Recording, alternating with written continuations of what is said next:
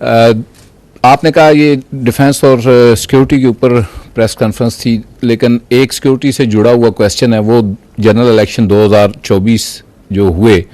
اس میں I am still waiting security کو سوال، وہ بھی آپ الیکشن سے لے کے فوج کا سیکیورٹی رول تھا اس میں باہر. الیکشن رزلٹ آئے، نتائج کے اوپر ایک سیاسی جماعت کی طرف سے یہ الزام آیا کہ میسو ریگنگ ہوئی ہے، اور پھر اس سے بڑھ کر یہ الزام آیا کہ میسو ریگنگ جو ہے وہ اس میں اس کے پیچھے عسکری قیادت ہے. تو اس میں ظاہری بات ہے عسکری قیادت کے اجلاس بھی ہوئے. فوج کا جو موقف ہے فوجی قیادت کا وہ کیا ہے اس الزام کے جواب میں؟ دیکھیں، جنرل الیکشن 2024 8 فروری میں جو آرمی کا جو رول تھا، that was only as per the mandate given by the election commission of Pakistan, اور وہ تھا ایک سیکیور انوائرمنٹ پرووائڈ کرنا. اور یہ جو سیکیور انوائرمنٹ تھی یہ فوج نے پرووائڈ کرنی تھی باقی قانون نافذ کرنے والے اداروں کے ساتھ مل کے، اور آرمی نے وہ سیکیور انوائرمنٹ اور باقی قانون نافذ کرنے والے اداروں نے وہ پرووائڈ کی. باوجود جو خطرات تھے،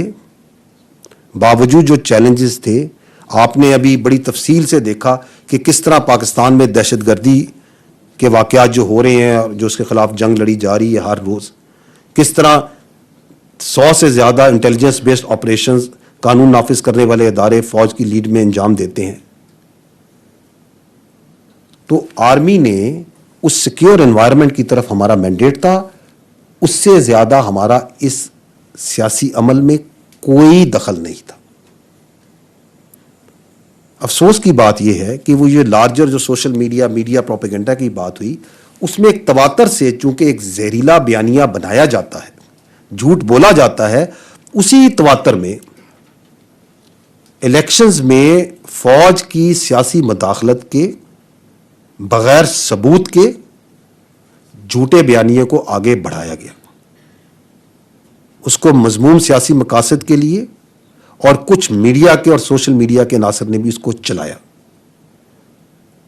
ہمارا ان سے صرف ایک ہی سوال ہے، جو میں نے کہا کہ we don't work in the form of allegations and counter allegation. ہم ان سے ایک ہی سوال کرتے ہیں اور تواتر سے کرتے ہیں کہ اگر اس کا کوئی ثبوت ہے ان الزامات کا، تو جو متعلقہ آئینی اور قانونی ادارے ہیں ان کے آگے وہ رکھا جائے. کیونکہ یہ جو اس طرح کی بات چیت ہے، یہ جو آپ پرٹیکولرلی بات چیت کر رہے ہیں، اس کی اپرچونٹی کاسٹ یہ پوری قوم دے رہی ہے، ہم سب دے رہے ہیں. کیونکہ اس سے فرق یہ پڑتا ہے کہ جو ایکچوئل ایشوز ہیں پاکستان کے، چاہے وہ گڈ گورننس کے ہیں، چاہے وہ آپ کی معیشت کے ہیں، چاہے وہ سیکیورٹی کے ہیں، عوامی فلاح و بہبود کے ہیں، اور متعدد مسائل ہیں ہمارے،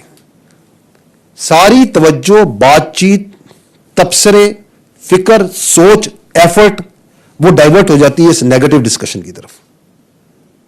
اس بے بنیاد الزامات کی طرف. تو میں یہی عرض کروں گا کہ پاکستان کی جمہوریت کو